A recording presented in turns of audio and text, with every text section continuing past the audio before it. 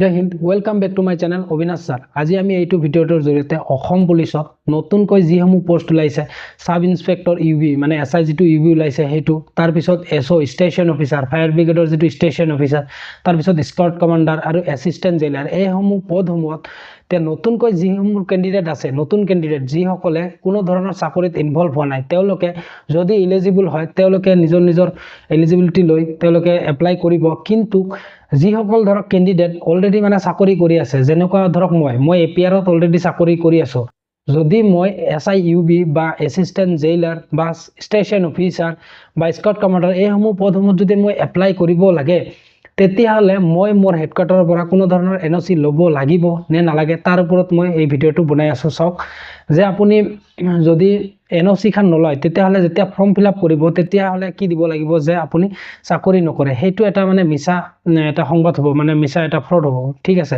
গতিকে সেইটো যদি ফ্ৰড আপুনি কৰে, তেতিয়াহ'লে যদি চাকৰিটো পায় তেতিয়াহ'লে পিছত কি হ'ব যে আপুনি ধৰক চাকৰিটো ৰিজাইন দিব লাগিব, নহ'লে এইটোত আহিব নোৱাৰে। গতিকে তেতিয়াহ'লে পিছত মানে প্ৰব্লেম হ'ব। আৰু পিছত আপোনাৰ ডিপাৰ্টমেণ্টৰ পৰা আপোনাক NOC নিদিবও পাৰে, যে ধৰক যেতিয়া আপুনি এপ্লাই কৰিছে তেতিয়াহ'লে কিয় NOC বিচৰা নাছিল, তেনেকুৱা ধৰণৰ মানে বিভিন্ন ধৰণৰ সমস্যা আহিব পাৰে। সেইবাবে আপুনি যেতিয়া মানে এপ্লাইটো কৰিব, তেতিয়া গভৰ্ণমেণ্ট জব কৰে বুলি মানে দি নিজৰ যিটো অৰ্গেনাইজেশ্যনৰ নাম হয়, এতিয়া মই যদি মানে দিওঁ তাতে APR দিম, মানে আছাম পুলিচ ৰেডি অৰ্গেনাইজেশ্যন, ধৰক ইউবি হয়, যে লালটুবি হয়, ইউবি হয় বা বেটেলিয়ান হয়, বা আপুনি ধৰক হেল্থত কাম কৰি আছে, বা আপুনি টিচাৰ হয়, যিকোনো আপোনাৰ ডিপাৰ্টমেণ্ট নহওক কিয়, সেইটো ডিপাৰ্টমেণ্টৰ আপুনি নাম দিব। তাৰপিছত এতিয়া NOC খান আপুনি এপ্লাই কৰি দিয়ক। যেনে মই APR হয়, APR কাৰণে আমাৰ গুৱাহাটী উলুবাৰীত হেডকোৱাৰ্টাৰৰ পৰা মই প্ৰথমতে NOC খান উলিয়াই ল'ব লাগিব। প্ৰথমতে APRৰ বাবে কি হ'ব, প্ৰথমতে নিজৰ ডিষ্ট্ৰিক্টৰ যিটো IT ছাৰ আছে, তেওঁলোকৰ পৰা এটা এপ্লিকেশ্যন ফৰৱাৰ্ডিং লৈ কিনে IGP কমিউনিকেশ্যনৰ পৰা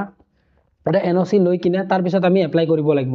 ঠিক একেদৰে ইউবিৰ কাৰণে কি হ'ব, যে SPৰ পৰা ফৰৱাৰ্ডিং লৈ কিনে গুৱাহাটীৰ যিটো উলুবাৰীৰ হেডকোৱাৰ্টাৰ আছে তাৰ পৰা আপোনালোকে NOC খান উলিয়াব লাগিব। যদি ABৰ হয় তেতিয়াহ'লে কামাণ্ডৰ পৰা ফৰৱাৰ্ডিং লৈ সেইটো এনেকৈ কৰিব নিজৰ ডিপাৰ্টমেণ্টৰ পৰা। মুঠতে NOC খান ল'ব, ঠিক আছে। যদি NOC খান নলয় তেতিয়াহ'লে মানে চাকৰি পোৱাৰ পিছত আপোনাৰ প্ৰব্লেম আহিব পাৰে।